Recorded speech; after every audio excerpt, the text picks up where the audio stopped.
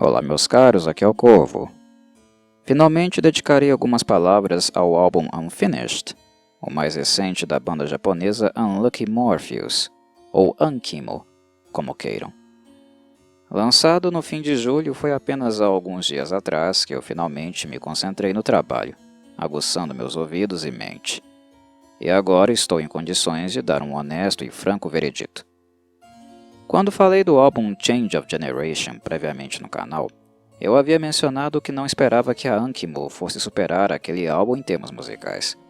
Por mais que músicos japoneses tendem a manter a jovialidade e a energia por muitos e muitos anos, sem cair no ostracismo, se mantendo criativos, eu avaliei que em Change of Generation, a Ankimo finalmente encontrou sua identidade musical, algo que anteriormente era muito mais líquida e não tão original assim, quando pensamos nos anos de Toho. Ouvindo os trabalhos mais recentes, incluindo o novo álbum, esta impressão se mantém. Entretanto, há em Unfinished um ponto muito importante que eu não levei em consideração e que, na minha análise, elevou a qualidade musical da banda um pouquinho mais: maturidade e bom senso. Explico. Durante a época do lançamento de Change of Generation, os membros da banda já não eram tão novinhos ou inexperientes. Na verdade, Change of Generation foi um recado claro e evidente de que todos já estavam calejados e com vivências musicais suficientes para criarem algo juntos, que realmente pudessem chamar de seu e com características distintas. Shiren e Fuki não mais precisariam ficar apoiados exclusivamente nas músicas Toho. Fuki, em especial, após as experiências com Lightbringer, Doll's Box e carreira solo, aprendeu diversas maneiras de trabalhar a sua voz e construir harmonias em gêneros musicais diferentes. Jill, que sempre foi envolvida com violino clássico, música progressiva e orquestrações em obras no formato anime game, finalmente tinha a oportunidade de se colocar no papel de compositora, embora na Ankimo este papel seja predominantemente de Shiren. Mas os solos de violino de Jill são fruto da criatividade dela, pura e simplesmente. Fumiya em alta na cena metal do Japão, trabalhando com músicos de renome, sendo contratados por figuras consagradas como Hisaki e Agalnerius, refinava cada vez mais seu estilo e subia assim também o sarrafo, pois não basta ser bom para tocar com os nomes citados. Deve-se estar entre os melhores do ponto de vista técnico. Agora, quando finalmente escuto Unfinished, consigo perceber mais claramente como Change of Generation era apenas o início do processo, onde os músicos refinariam a si mesmos e a arte que estavam dispostos a criar. Não volto atrás na minha colocação no podcast de Change of Generation. Eu não acreditava que a Ankimo fosse ascender o patamar atingido naquele álbum, e não penso que eles fizeram isso aqui, em Unfinished. Mas, mesmo assim, considero que o novo álbum é sim um passo adiante e ligeiramente mais esclarecido. E a questão reside justamente no que eu mencionei sobre maturidade. Em Change of Generation, a Ankimo encontrou sua identidade. Mas, pelo que percebo, lhe faltava viver um pouco tal identidade, sentir-se sendo o que é. E isso demanda tempo. Quanto mais fazemos o que sabemos, temos a possibilidade de descobrir algo além do que sabemos. E de quebra, passamos a entender mais profundamente o que fazemos e por que fazemos o que fazemos.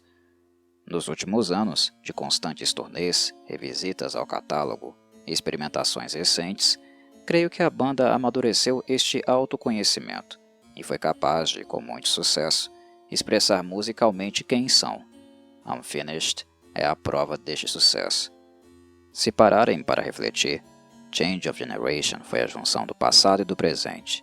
Já Unfinished é resultante deste encontro, desta mistura, um elemento químico novo que nasceu deste contato. Unfinished é a Ankimo musicalmente e conceitualmente. O bebê que nasceu em Change of Generation é agora uma jovem bem mais ciente de quem é e do que é capaz, e não apenas do que foi e do que desejava ser. Esteticamente e musicalmente, a Ankimo foi de encontro ao gótico, algo que não se expressa necessariamente no humor, mas realmente na arte. Gótico na forma que se apresentam ao público e na maneira como soam. e um gótico acentuadamente clássico. Porém, como era de se esperar, a Ankimo sempre foi uma banda de metal, e o gótico não se expressaria por uma via que não fosse essa. Dito isso, muitos pensariam que a condução seria feita pelas guitarras, que, não me levem a mal, cumprem um papel fundamental neste álbum. Mas, após ouvir o álbum atentamente, cada vez mais fico convencido de que o integrante que mais evoluiu e acrescentou qualitativamente à sonoridade da Ankimo, fortalecendo aquilo que ela é hoje, foi a violinista Jill. Quando ela ingressou na banda há alguns anos, sua função era mais complementar, apenas uma camada melódica deliciosa acrescentada a um tipo de música que já era bastante apetitosa. Mas em Unfinished, Jill não é mais apenas parte da equação. Ela é fundamental para a nova estética da Ankimo. Seu violino possui linhas completamente independentes. Jill provoca mudanças de tempo, ataca o instrumento de forma constante e sola sem medo ou cerimônia.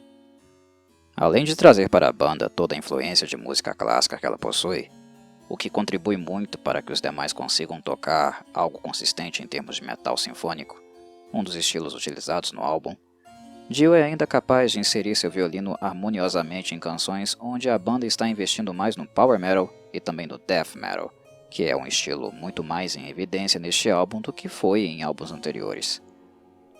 Podemos ouvir isso em músicas como Near the End e Dogura Magura, por exemplo, sendo que na segunda há, inclusive, inserção de elementos sacros, corais e toda uma estética clássica que se mistura elegantemente com a brutalidade de riffs típicos de death metal, tocados por Jinja e Shiren com muita intensidade.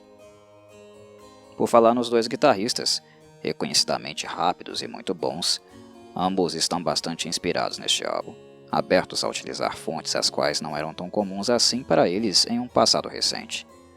Sabemos o quanto eles adoram o power metal, mas o fato de inserirem o death metal e até mesmo o metal clássico às composições foi algo que apenas enriqueceu a sonoridade de Unfinished. É evidente, principalmente em Near the End, como ao dobrarem as guitarras, Shiren e Jinja estão sendo influenciados por duplas clássicas e notórias deste tipo de abordagem, como Judas Priest, por exemplo. Há algum tempo, Shiren atribuiu a Jinja a função de aparecer mais e assumir a responsabilidade de maneira quase integral com a guitarra rítmica, dada a sua condição física que o impede de tocar com tanta frequência e no frenesi que estas músicas demandam. E surpreende como Shiren voltou a estar lado a lado com Jinja em Unfinished. Definitivamente, nós não temos neste álbum uma configuração onde Jinja assume as guitarras e Shiren aparece de tempos em tempos. Definitivamente não. Os dois na mixagem final, estão constantemente lado a lado. Não sei até que ponto isso se refletirá nas futuras apresentações ao vivo, visto que Shiren agora divide os vocais com Fuki, fazendo ele os guturais e estabelecendo um diálogo com ela bem ao estilo A Bela e a Fera, algo que por sinal tem grande influência do metal gótico. Mas que Shiren está bem mais ativo nas guitarras em Unfinished é, para mim, evidente. E isto faz muita diferença, visto que o timbre dele é muito diferente de Jinja e é, indiscutivelmente, aquele que mais caracteriza as guitarras do Unlucky Morpheus desde sempre. Falo agora um pouquinho de Fuki, a rainha vocal do power metal japonês, a pequena Kiske de saias. Falar sobre ela é chover no molhado, algo que com o tempo se torna redundante. É difícil falar de Fuki sem a cobrir de elogios. Quando me disponho a falar um pouco sobre ela, tento trazer algo novo para a balança. E, como o tempo passa para todo mundo, creio que o fato de ter envelhecido contribuiu para que eu notasse algumas diferenças nos vocais dela, as quais não podiam ser observadas anteriormente. Imagino que isto indique duas coisas. Primeiro, que ela está envelhecendo e seu timbre vem sofrendo modificações em virtude disso. E não digo isso em tom negativo, pelo contrário. E segundo, que Fuki está mais assertiva na forma em que canta e interpreta as músicas do Unlucky Morpheus. Como a bela bazoquiana que ela é, Acredito que não seja mais tão atrativo ficar se esgoelando o tempo inteiro. O que é ótimo porque, convenhamos, a esta altura do campeonato, Fuk não precisa se provar para mais ninguém. Ouço nela um grande amadurecimento em termos de performance e interpretação neste álbum. As notas altas que ela consegue atingir e o modo que magistralmente domina o vibrato para manter tais notas por mais tempo continuam sendo utilizadas do mesmo modo que ela fazia há 10 anos. Entretanto, Fuk está explorando em Unfinished outros aspectos espectros do seu vocal. Ele está mais diversificado. Há momentos em que ele continua alto e operático, mas há muitos outros onde vemos que ela utiliza com bastante concentração tons mais baixos, mais assertivos para ajudar na harmonização necessária com as linhas melódicas, principalmente as de Jill. Fuk recentemente trabalhou de forma intensa com Jill, a convidando também para fazer parte de seus projetos individuais. Eu escuto em Unfinished uma química muito grande entre as duas, uma espécie de sintonia em especial. Jill criar linhas melódicas que se encaixam com uma luva naquilo que Fuk consegue apresentar melodicamente com seu canto é algo constante neste álbum. É simplesmente lindo o que ouvimos entre as duas, como elas estão afinadas uma com a outra, e a forma como se complementam. E ainda sobre Fuk, este é o primeiro álbum do Unlucky Morpheus onde eu realmente consigo escutar, com mais frequência, ela fazendo uso daquilo que aprendeu ao trabalhar com outros músicos de estilos e influências musicais diferentes dos membros da Unlucky Morpheus. O estilo vocal utilizado por Fuk na banda Doll's Box, por exemplo, onde ela se uniu às meninas do Gasharek Spin para alguns trabalhos mais voltados ao pop e não tão ao metal, é algo muito distinto, diferente do que ela fazia previamente com Shiren. É uma abordagem muito mais comercial e acessível do vocal de Fuk, que agora ela está usando com maior frequência aqui também, mas sem a necessidade de desviar da sonoridade da banda ou conduzi-la totalmente ao pop. Continua sendo metal, no entanto com os vocais mais tipicamente pop de Fuk, com essa faceta mais pop dela. E funciona muito bem. As músicas Make Your Choice e Top of the M são ótimos exemplos disso, de uma Fuk mais radiofônica, mais comercial, até mesmo utilizando efeitos artificiais para encaixar nessa estética. Mas, ainda assim, é metal o que ouvimos. Os efeitos que Fuk utilizou são também conceituais, visto que ela tenta representar a distorção vocal utilizada no filme Saw, conhecido no Brasil como Jogos Mortais. E este é o motivo da canção se chamar Make Your Choice, obviamente. É uma referência a esta franquia sanguinolenta. Quer algo mais metal do que isso? No departamento dos temas, a banda continua mais nerd do que nunca. A primeira música de divulgação, e uma das melhores do álbum, chamada Unending Sorceress, é uma clara e evidente homenagem de Shiren a um dos seus games favoritos, Final Fantasy VIII. E não apenas o videoclipe que gravaram, devidamente caracterizados como personagens deste universo. É o elemento, no caso, que nos permite apontar tal homenagem. Não é apenas isso, é a sonoridade também.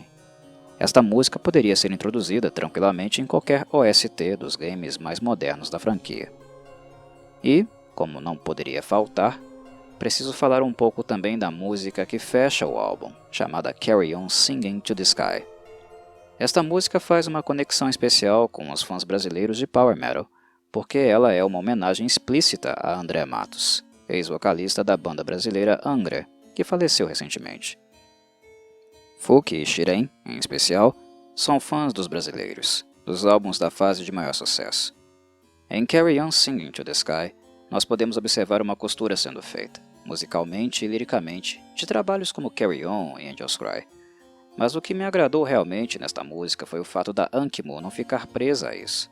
Os músicos escreveram uma composição que incorporou também obras dos clássicos, dos autores clássicos, que de certo modo também serviram de referência para o Angra nos seus trabalhos mais relevantes. No álbum Angels Cry, por exemplo, Kiko Loureiro faz referências a Vivaldi. E aqui, em Carry On, Singing to the Sky, a Ankimo não deixa de referenciar também os músicos clássicos de seu apreço, como Schubert, Beethoven, o próprio Vivaldi e também Paganini. Jill, mais uma vez, é uma deusa ao fazer de seu violino um porta-voz deste encontro com a música erudita. Adicionalmente, é importante dizer que esta faixa também representa um esforço de Fouque para cantar em inglês. A vocalista tem uma dificuldade tremenda com o idioma, algo que ela mesma reconhece, mas é evidente como ela trabalhou duro para memorizar a pronúncia certa e cantar a letra de uma forma bastante aceitável para uma japonesa leiga. Em Unfinished, nós encontramos músicas e, no todo, um álbum muito bom. Se há algo para se queixar, seria apenas do tamanho. Mas isso não é necessariamente algo ruim também. Ser curto evitou que ele tivesse qualquer filler utilizado apenas para estender a duração sem acrescentar qualquer valor musical. O fato de Unfinished ser um álbum breve é algo completamente aceitável quando ouvimos todas as músicas sem a necessidade de pular qualquer uma delas. Todas são coesas e funcionam bem para a dinâmica do álbum. A banda estava bastante esclarecida sobre qual direção queria tomar e investem neste direcionamento de maneira fiel, sem se tornar estereotipada. Todas as músicas têm algum elemento novo a oferecer e notarão isso se ouvirem com atenção. Entretanto, a melhor forma de ouvir Unfinished será certamente quando a banda puder tocar as novas músicas ao vivo e finalmente fechar o conceito do álbum, chamado de Unfinished, porque este, segundo a banda, é algo incompleto, que apenas fechará sua gestalt quando a pandemia de Covid-19 terminar e essas composições puderem ganhar vida ao vivo, nos palcos. E é isso. Nada mais a acrescentar. Sayonara, meus caros. Saudações, Corvides.